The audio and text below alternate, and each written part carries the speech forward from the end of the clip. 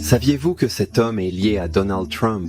Un énorme renouveau sur une petite île et même à une maison qui a été secouée par Dieu lui-même? Duncan Campbell est l'homme que les gens disent avoir apporté le renouveau à l'île de Lewis de décembre 1949 à 1953. Cependant, Campbell était profondément contrarié par cette affirmation et a déclaré à plusieurs reprises que je n'avais pas apporté de renouveau à Lewis. Le renouveau était là avant mon arrivée. Alors qui était Duncan Campbell et qu'est-ce qui s'est vraiment passé sur Lewis? Qu'a donc à voir Donald Trump avec tout ça? Duncan Campbell est né le 13 février 1898 sur un petit croft dans la zone de la Croix-Noire, près de l'Auburn, sur la côte ouest de l'Écosse. Son témoignage commença en décembre 1913, lorsqu'il jouait des pipes à baguettes lors d'un danse pendant un interlude. Il jouait les collines vertes du Tyrol, mais soudainement, au lieu de penser aux collines d'Austrie ou de l'Écosse, son esprit fut transporté, l'amener au calvaire. Cette expérience l'a profondément inquiété, et il a quitté la danse toujours vêtu de sa régalie écossais complète, et il rentra chez lui. Sur le chemin, il passa par un salle commémoratif et fut surpris de voir une lumière à l'intérieur à une heure si tard. Écoutant juste à la porte, il reconnaît la voix de son père dans la prière. Laissant ses pipes dehors, il s'est glissé et se joint à son père. Cette nuit-là, le passage dont on lisait était parlé une fois par Dieu. Ouais, 2 fois. Pourtant l'homme ne le perçoit pas. Le jeune Duncan a été surmonté de conviction. Il quitta la Réunion, mais sur le chemin du retour, il fut submergé par la même conviction et tomba à genoux. Quand il est enfin rentré chez lui à 2 ans, il a trouvé sa mère priant.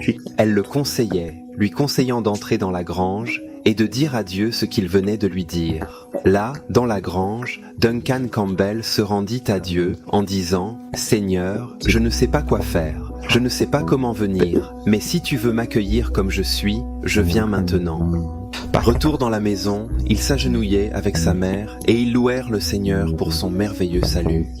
Des années se passèrent et Duncan entra en service militaire en France, servant dans la division de cavalerie. En avril 1918, lors de l'une des dernières charges de cavalerie de l'armée britannique, son cheval a été frappé et Duncan a été jeté au sol, incapable de bouger.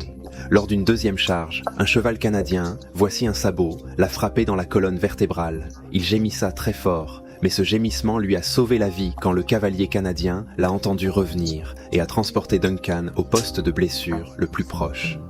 Durant cette semaine à l'hôpital, Duncan a eu une puissante rencontre avec les dieux et sa joie nouvelle l'a amené à témoigner aux autres, ce qui a conduit à la conversion de 7 soldats canadiens. Et ce n'était que le début des efforts évangélistes de Duncan Campbell. Après son retour en Britannique, Duncan devint missionnaire et après un court séjour dans le nord de l'Irlande, avec la mission de foi, il fut envoyé dans les hautes terres de l'Écosse, où il travaillait pendant 5 ans. En 1921, une réveillance éclatait à Yarmouth, en Angleterre, et il y avait des milliers de pêcheurs et de femmes, toutes du nord-est de l'Écosse, qui criaient au Seigneur. Ce renouveau s'est ensuite étendu à la côte nord-est de l'Écosse, avec des centaines de personnes qui professaient le salut dans diverses villes. Duncan Campbell fut profondément ému dans ce mouvement de renouveau, prêchant et témoignant dans la puissance de l'œuvre de Dieu. En 1925, Duncan prit la décision difficile de se retirer de la mission de foi, et il devient missionnaire de l'Église pour une petite église libre unie dans le village du ciel. En 1930, il fut ordonné ministre, puis en mars 1940, il accepta un autre appel à une autre église, libre, unie à Falkirk, où il fut ordonné ministre. Malgré son étant un pasteur bien apprécié, Duncan ressent une baronnesse spirituelle profonde, qui se demanda s'il était réellement dans la volonté de Dieu. Cela a conduit à un tournant dans son ministère lorsqu'il a pris conscience de son état spirituel lors d'une assemblée à Édimbourg. Seul dans son étude, il a crié à Dieu pour pardon et purification, connaissant une vague de conscience divine. Et c'est ce moment qui transforme non seulement sa vie, mais son ministère. Il y a eu un autre moment crucial pendant cette période, où sa plus jeune fille, Sheena, lui a demandé « Pourquoi, papa, tu ne vois pas le renouveau que tu as vu autrefois ?» Et cette question le dévasta, conduisant à une profonde rencontre de Dieu qui a revivant sa passion pour le ministère. Et de là, il se sent attiré à la mission de foi. Il démissionne de son poste actuel et, malgré les incertitudes financières, il retourne à la mission le 1er janvier 1949. Et cela nous mène à l'île de Lewis.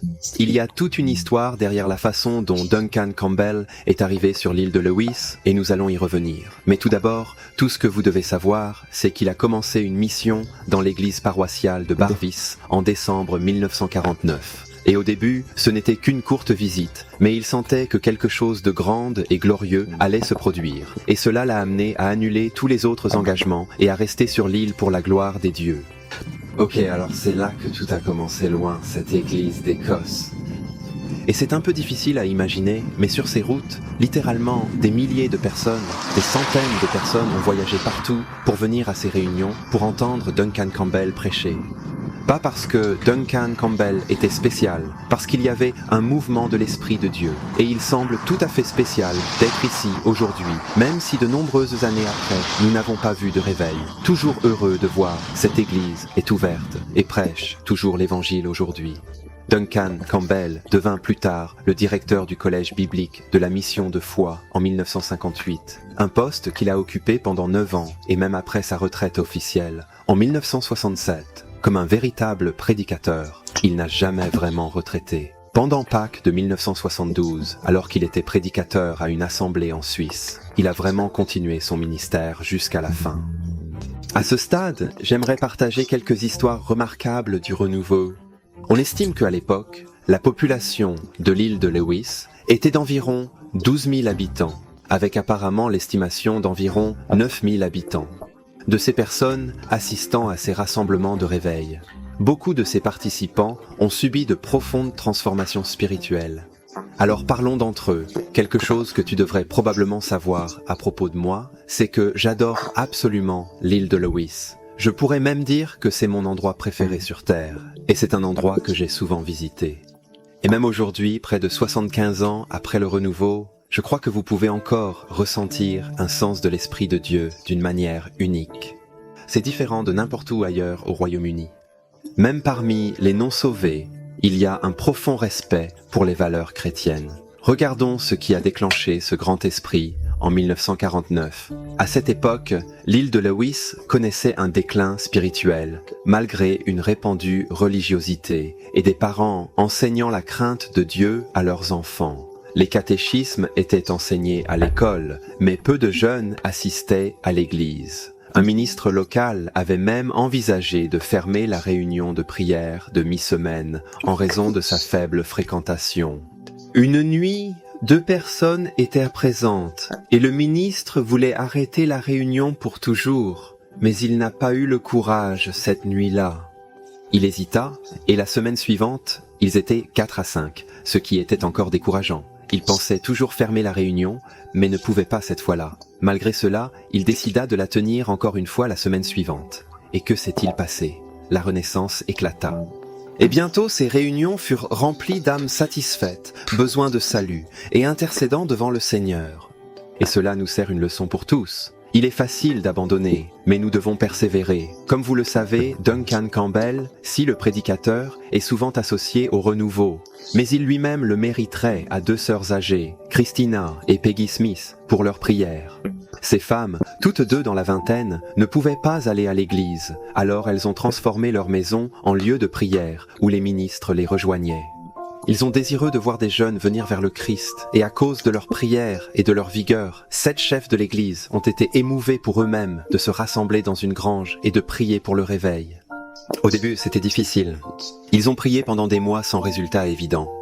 Mais avec le temps, ils ont remarqué que les autres maisons étaient allumées de petites lumières, et d'autres personnes de la communauté ont également commencé à prier, aspirant que Dieu les visite. Un autre événement remarquable s'est produit à 4 heures un matin, lorsque 700 personnes se sont rassemblées devant un poste de police parce qu'elles avaient entendu dire qu'un policier avait été sauvé et qu'elles voulaient le rencontrer. Certains étaient tellement inquiets des choses éternelles qu'ils étaient littéralement allongés sur la route en criant pour que Dieu ait pitié d'eux un soir pendant une danse. C'est une salle de village. Une conviction du péché se répandait soudainement dans toute la salle de danse et tous les jeunes présents commencèrent à avoir peur. Ils ont tous couru hors du hall, laissant derrière eux toute la fête, et ils sont allés directement dans une réunion de réveillance. Et c'est une réunion où Duncan Campbell prêchait. Et apparemment, il y avait tellement d'entre eux que Duncan Campbell n'a même pas pu atteindre la Champon à travers la foule parce qu'ils étaient tous là dans ce bâtiment de l'église. Je suis dans un petit village appelé Tong sur l'île de Lewis. Et cette maison, juste derrière moi, a une grande importance, surtout si vous êtes américain. Une histoire intrigante pour les auditeurs américains concerne un jeune adolescent Donald de l'île de Lewis. Et il a joué un rôle important dans le renouveau. Ce garçon avait aussi une cousine nommée Mary Ann Smith MacLeod, qui est parentée de ces deux guerriers de prière, Peggy et Christina Smith, dont je vous ai parlé déjà. Mary Ann MacLeod, 17 ans, a quitté l'île de Lewis et est allée jusqu'à New York. Mais là, elle a épousé un jeune homme appelé Fred et ils ont eu 4 enfants, dont le plus jeune ils ont nommé d'après leur cousin Donald. Qui était-ce? Donald Trump. Les deux vieilles dames, sachant que leur nièce Marianne était en Amérique, décidèrent de lui envoyer une Bible usée mais significative. Quand elle grandit, elle donna la Bible à son fils, Donald Trump, qui devint président. Et il gardait cette Bible dans le bureau ovale. On raconte qu'il l'a utilisée lors de son serment, la plaçant sur une autre Bible. C'est un petit monde, non? Mais la question soulevée par ceux réveillés lors du réveil Lewis est la même. J'aurais voulu que nous nous demandions aujourd'hui, c'est tout. Nous devrions prier le Seigneur. Allez-vous nous rendre visite, Seigneur? Parce que le Seigneur l'a fait pour ceux qui sont en Lewis, et je prie qu'il le refaire pour nous. Un autre conte presque incroyable du renouveau impliquait des gens qui voyaient un navire tout allumé. Son mât brillant de blanc brillant, mais il était sur la terre sèche et non dans la mer, et ceux qui le témoignaient furent frappés au silence. Ils pensaient seulement à rester immobiles et à savoir qu'il est Dieu. Quand ils retournèrent à la réunion, Duncan Campbell parlait des navires de mer et de Jésus-Christ, comme souvent mentionné dans les évangiles. Il y a aussi des témoignages de lumière dans le ciel et de personnes entourées par elle. Un ministre raconta comment il se cacha dans un placard lors d'un sermon de Duncan Campbell, car il était trop gêné pour être vu. Alors je suis entré dans cette porte dans le hall, je me suis assis de côté pour que Duncan Campbell ne me voie pas. Eh bien, il s'est arrivé que quand Duncan est entré dans la maison, il s'est assis près du feu. Quand il était prêt à prêcher, il se leva. Il est passé dans la pièce pour voir la situation et il m'a vu assis sur cette chaise dans ce placard.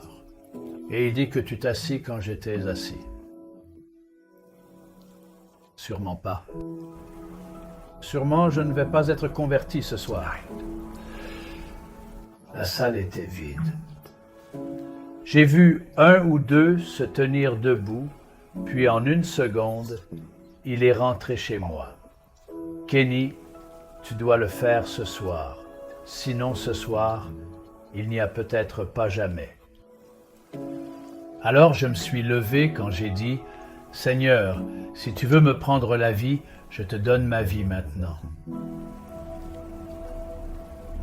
Et la seconde où j'ai levé ma vie, il y a des fois jusqu'à 6 réunions en une nuit, souvent jusqu'à 3 heures à 4 heures, et parfois même de 5 heures à 6 heures. Malgré les longues heures, les gens, les étudiants, les agriculteurs et les pêcheurs ne semblent jamais fatigués et pourraient continuer leurs fonctions le lendemain sans aucune différence, comme si le Saint-Esprit lui-même les soutenait surnaturellement et leur donnait de l'énergie pour continuer. Maintenant, l'une des histoires les plus célèbres du renouveau est sur une maison qui a tremblé. Dans une paroisse, ils étaient confrontés à beaucoup d'opposition. Il y avait un groupe de 30 croyants et ils ont décidé de quitter la réunion parce que rien ne se passait et ils allaient se consacrer à la prière dans la maison d'un fermier local. Même là, la lutte spirituelle était intense et il semblait que les pouvoirs de l'enfer étaient détachés sur eux. Vers minuit, un ancien se leva et pria fervement, tenant sa main droite jusqu'au ciel. Il dit à Dieu: « Tu dis dans ta alliance, tu dis dans tes paroles, que tu verseras de l'eau sur les soifs et les inondations sur le sol sec.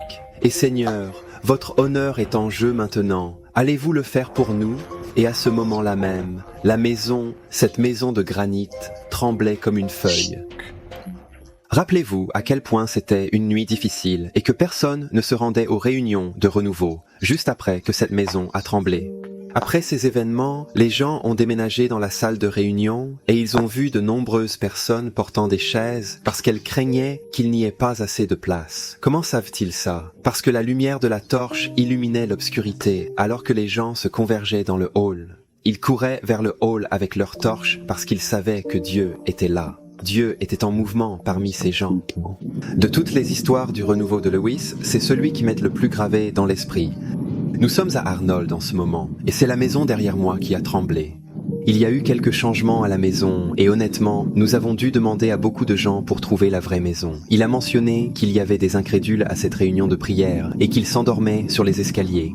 Et soudain, ils se réveillèrent, quand la maison tremblait, stupéfaits en sentant la présence de Dieu. Ils ont crié à la miséricorde, et ils ont été sauvés aussi. Des incidents se sont produits lors du renouveau de 1939 où une autre maison a tremblé et beaucoup de gens ont témoin de cela. Apparemment, 6 filles étaient assises sur un banc quand la maison, tout a commencé à trembler et cela a fait tomber l'une d'elles par terre. La fille de la maison a appelé ses parents. « Lève-toi, la maison tombe ». Maintenant, ces histoires, aussi incroyables qu'elles puissent sembler, ne doivent pas distraire du problème principal. La principale chose qui se passait, c'était le pouvoir de Dieu visiter les hommes et les femmes. C'était une conscience que Dieu se mouvait, une conviction du péché et un désir de rencontrer le Seigneur ressuscité, le Seigneur Jésus-Christ. Mais je me demande ce qui te passe dans l'esprit quand tu entends des histoires comme celle-ci. Tu te souviens comment j'ai mentionné qu'il y avait en fait un autre côté de pourquoi Duncan Campbell a finalement décidé d'annuler tous ses arrangements et d'aller sur l'île de Lewis. Eh bien, l'autre côté de l'histoire revient à nouveau à ses 2 tantes, Peggy et Christina Smith. Pendant ce temps, le peuple de Dieu aspirera à que le Seigneur se déplace. Ils recherchèrent le Seigneur, ils voulaient un versement de son saint fantôme, et les chrétiens priaient, et ces 2 vieilles dames ont déclaré que Dieu allait amener Duncan Campbell. Il allait y amener Campbell pour prêcher l'évangile, et il serait utilisé comme outil pour le renouveau en Lewis. Ils continuèrent à prier, et de nombreux autres ministres entrèrent chez Peggy et Christina Smith, et prièrent aussi pour que Dieu déménage. La communauté voyait déjà Dieu travailler dans le sud. Ovation des âmes avant même que M. Campbell ne mette le pied sur Lewis. Et alors, quand il a refusé l'invitation à Barvis pour la première fois, parce que son programme était plein, cela n'a ajouté que du carburant au feu. Et ils prièrent d'autant plus fervement que Dieu annule et leur amène cet homme. Je pense qu'il est important de souligner juste le volume de prières que les chrétiens de Barvis ont pris dans cette région. Ils trempèrent la zone dans la prière et cela devint un mode de vie pour eux. Bien sûr, Duncan Campbell est venu chez Lewis parce que le Seigneur l'a envoyé là-bas. Un autre incident intéressant juste avant l'arrivée de Campbell est une nuit que certains hommes saints de Dieu, dont certains anciens, dont Kenneth MacDonald, attendait Dieu. Il ouvrit sa Bible au psaume 24 et lit « Qui montera sur la colline de l'Éternel, ou qui se tiendra dans son lieu saint? Ceux qui ont des mains propres et un cœur pur. » Il a dit qu'il semblait inutile de se rassembler ici, nuit après nuit, demander à Dieu. Puis ne pensez pas si nos mains sont propres et que nos cœurs sont purs. Ô Dieu, mes mains sont-elles propres? Est-ce que mon cœur est pur? Et à ce moment, la présence de Dieu inonda cet endroit et plusieurs hommes se sont évanouis ou tombés dans la transe avec la conscience écrasante du Dieu éternel qui leur venait dans cette manifestation merveilleuse et humble. À ce stade, je pense qu'il est essentiel de dire que, visitant souvent l'île de Lewis, j'y suis allé environ 4 fois. Maintenant, il est important pour moi de vous parler des chrétiens là-bas. Ils sont très réservés et ce ne sont pas des critiques. Ce sont les gens les plus pieux que j'ai jamais rencontrés, mais ils sont réservés. Ce sont des gens calmes, et je pense qu'il est sûr de dire qu'ils étaient timides en 1949 aussi. En lisant ces incroyables manifestations de l'esprit et grands mouvements, ce n'est pas une simple bénédiction émotionnelle. Cela est plus légal. Et en toute transparence, je n'étais pas là pour la bénédiction de Toronto, donc je ne peux pas en parler. Ce que je veux dire, c'est que ce n'était pas des gens charismatiques, ce sont des gens calmes et ils ont été influencés par l'Esprit de Dieu. Et cela me dit que ce sont vraiment de vraies manifestations, de vraies choses qui se sont produites dans l'Esprit. Je ne vais pas entrer en détail sur ces manifestations, mais il y a d'autres histoires que je pourrais vous raconter sur les gens entendant les voix des anges. Il y avait aussi des histoires sur les visages des gens éclairés par la joie du Christ, qu'ils avaient rencontré le Seigneur ressuscité. Des visions et des rêves semblaient être courants lors du renouveau de 1939. Certains ont eu des visions de l'enfer et d'une éternité perdue, et ils se sont même évanouis. On dit aussi qu'ils ont vu des gens dans ces visions, qui ensuite n'ont jamais été vus dans les pubs ou sur les pistes de danse. Ils furent retrouvés dans les réunions de réveil parce qu'ils avaient été sauvés. Il y avait aussi un village ou un rêve qui se produisait juste avant le début du renouveau. Un homme pieux dit qu'il avait vu un ange passer sur les villages, et les villages où l'ange restait étaient les villages où la réveillance est venue. Mais les villages où l'ange passa étaient les villages, les lieux que le révivement n'a jamais visités. Il convient de souligner à ce moment que ce sont des phénomènes inhabituels, mais ils n'étaient pas le centre du renouveau. C'est ce que les gens qui sont dans le renouveau veulent vraiment souligner. Ce qui s'est vraiment passé était une grande révélation de Christ. C'était la chose la plus profonde et la plus importante. Il y avait une conviction du péché, un sentiment que ces gens étaient perdus devant la vue de Dieu et qu'ils iraient directement en enfer sans Christ. Il y avait une œuvre profonde de l'Esprit Saint où ils se jetaient sur le Seigneur Jésus-Christ. Ils se sont accrochés au Christ, le seul qui pouvait les sauver, celui qui est mort sur la croix, celui qui pouvait purifier, laver leurs péchés, et le seul chemin pour entrer au ciel est par lui. La seule façon pour eux était de se repentir de leur cœur, de se tourner de leurs péchés et de se tourner vers le Seigneur Jésus-Christ afin qu'il puisse seul les racheter des pouvoirs de l'enfer. Il seul pouvait prendre les chaînes de la mort, les casser en deux et leur donner la liberté, car il seul est Seigneur et Sauveur. Donc il ne s'agissait pas d'émotionnalisme ou des grandes choses qui se sont produites. Il s'agissait du fait qu'ils avaient une conscience de Dieu et que des prières intercessorières puissantes ont eu lieu. Et c'est pourquoi le renouveau a duré. Et vous réalisez qu'il y avait un renouveau continu où beaucoup de ceux qui ont été sauvés continuaient à marcher avec le Seigneur Dieu et ils deviennent ministres, missionnaires, porteurs de fonctions et membres de l'Église. Même Duncan Campbell lui-même a dit que c'était une joie de constater que les convertis se passent si bien. 2 ans et demi ont passé maintenant quand il est revenu visiter, écrit-il. Et il n'y avait pratiquement pas de reculé. Ne serait-ce pas un encouragement et quelque chose d'autre? En tant que touriste qui va aux yeux de Lewis, vous trouverez des églises évangéliques partout là-bas. En fait, à un moment donné, j'ai décidé de compter et en 5 minutes après simplement la conduite, nous avons compté 5 bonnes églises auxquelles je pouvais assister heureusement et envoyer ma famille et s'installer dans lesquelles. La réavivation a duré. Il est resté sur l'île et il y a encore aujourd'hui des âmes qui ont soif de Dieu. Un ami de mon ami, dans la quarantaine, se souvient que, dans son enfance, il y avait d'immenses files d'attente pour l'église parce que tant de gens avaient faim des Écritures et de la parole de Dieu.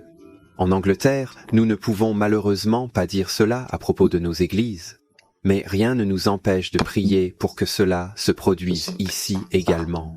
Nous pouvons aussi crier à Dieu, lui demander de nous rendre visite.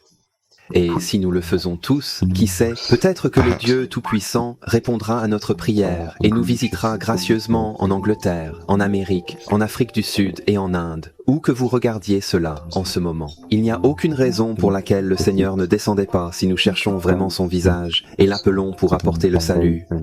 Si je peux, j'aimerais lire quelques extraits de journal tirés de ce livre, Des sons du ciel. Ceux-ci ont été écrits par Duncan Campbell lui-même. Une nuit, 800 personnes se sont rassemblées. Il y avait une telle conviction de péché que des hommes forts se sont évanouis derrière les métiers à tisser, là où ils faisaient du tweed Harris.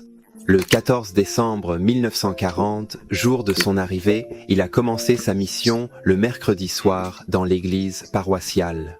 Des gens de toute la paroisse sont venus. Nous avions une congrégation de 300 personnes. Les réunions ont commencé à 19h et se sont terminées à 22h45. J'ai prêché 2 fois ce soir-là. Cela a été répété jeudi et vendredi.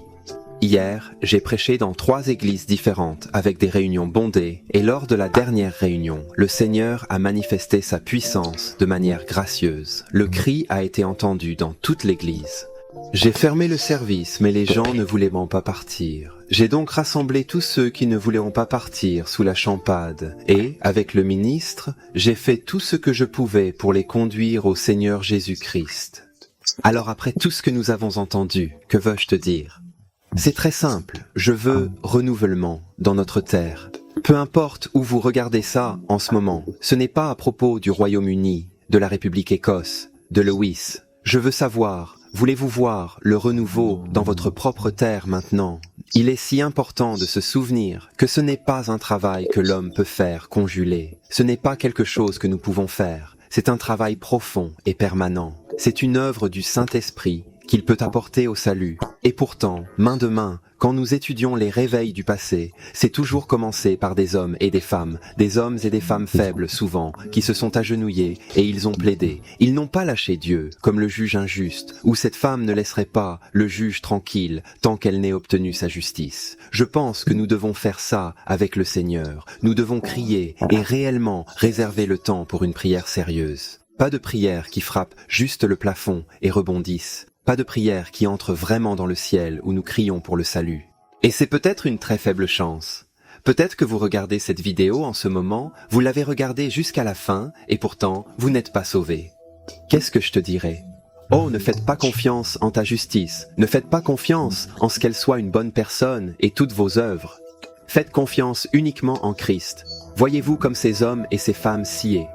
L'enfer est proche, l'éternité est proche, et tout ce que vous faites dans cette vie aura des conséquences éternelles. Si vous ignorez Christ, vous passerez toute l'éternité pour toujours et verrez vos pieds à quelques centimètres de l'enfer. Et le seul qui peut vous sauver, le seul qui peut délibérer cette poignée que l'enfer a sur vous, c'est le Seigneur Jésus-Christ. Il seul peut vous donner la liberté, parce qu'il seul a battu l'enfer. Il a battu le péché, il a battu la mort quand il est mort sur la croix. Et il a payé la pénalité pour ton péché. Tournez vers lui maintenant et criez sur son nom afin que vous soyez réveillés dans vos cœurs.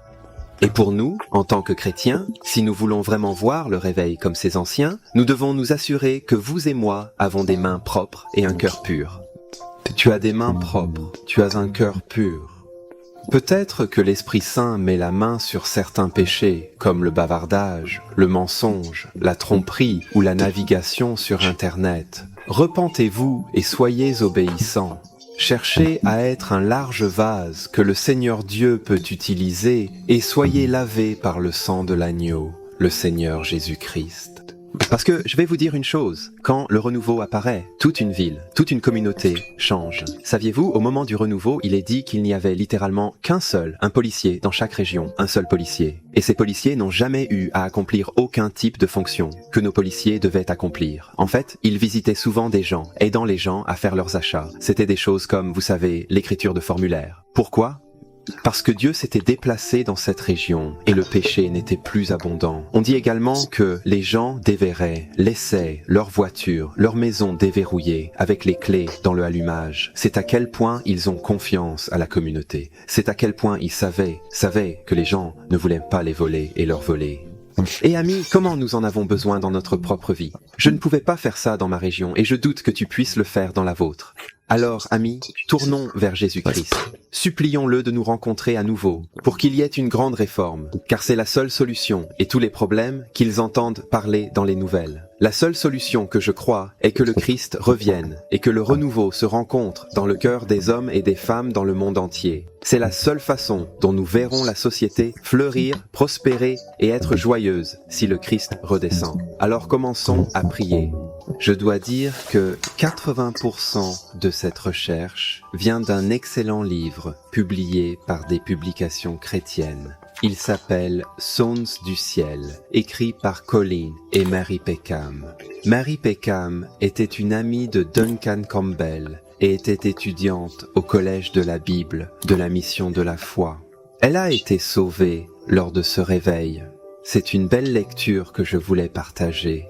Il contient les écrits de Duncan Campbell, ses journaux et de nombreux autres incidents de renouveau. Il y a des caractéristiques renouvelantes dont nous devrions prendre note. Je recommande ce livre vivement. Je laisserai un lien pour que vous puissiez l'acheter et le lire. Si vous voulez entendre parler d'autres hommes et femmes que Dieu a puissamment utilisés, j'ai une playlist ici, profitez-en. Et si c'est votre première fois sur la chaîne, veuillez envisager de vous abonner. Nous aimerions vous revoir. Que Dieu vous bénisse tous et merci d'avoir regardé.